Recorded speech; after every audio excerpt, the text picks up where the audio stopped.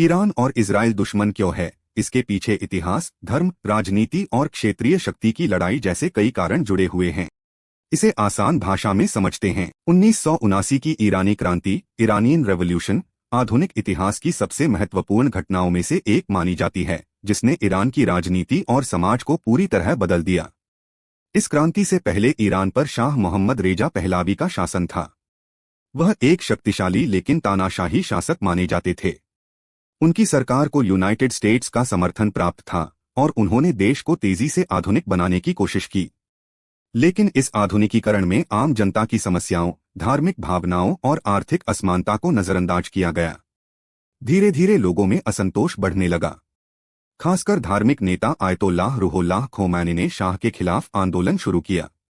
उन्होंने शाह पर आरोप लगाया कि वह पश्चिमी देशों के प्रभाव में हैं और इस्लामिक मूल्यों को नष्ट कर रहे हैं। 1978 से 79 के दौरान पूरे देश में बड़े बड़े प्रदर्शन, हड़तालें और विरोध शुरू हो गए। लाखों लोग सड़कों पर उतर आए। हालात इतने बिगड़ गए कि जनवरी 1979 में शाह को देश छोड़कर भागना पड़ा। इसके बाद फरवरी 1979 में खुमैनी ईरान लौटे और सत्ता संभाल ली। उन्होंने ईरान को इस्लामिक रिपब्लिक घोषित किया।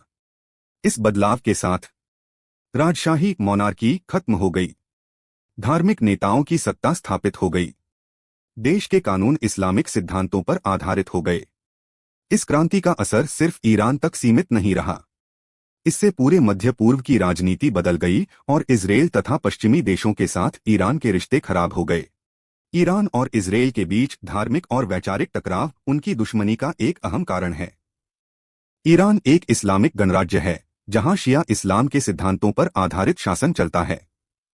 1979 की क्रांति के बाद वहां के नेताओं ने यह मान लिया कि उनका कर्तव्य इस्लामिक मूल्यों की रक्षा करना और उन्हें फैलाना है। दूसरी तरफ इजराइल एक यहूदी राष्ट्र है, जिसकी पहचान यहूदी धर्म और यहूदी लोगों की सुरक्षा से जुड़ी है। यही अंतर दोनों देशों के बीच टकराव पैदा करता है। ईरान की सरकार इजराइल को वैध देश नहीं मानती और उसे फिलिस्तीन की जमीन पर कब्जा करने वाला मानती है। इसके विपरीत इजराइल ईरान को एक खतरनाक दुश्मन मानता है, जो उसके अस्तित्व को चुनौती देता है। इसके अलावा ईरान खुद को मुस्लिम दुनिया का नेता बनाना चाहता है, जबकि इजराइल अपनी सुरक्षा और क्षेत्रीय शक्ति बनाए रखना चाहता है। इस कारण दोनों की सोच और लक्ष्य एक दूसरे के बिल्कुल विपरीत हैं। फिलिस्तीन मुद्दा ईरान और इजराइल की दुश्मनी का एक बहुत बड़ा कारण है।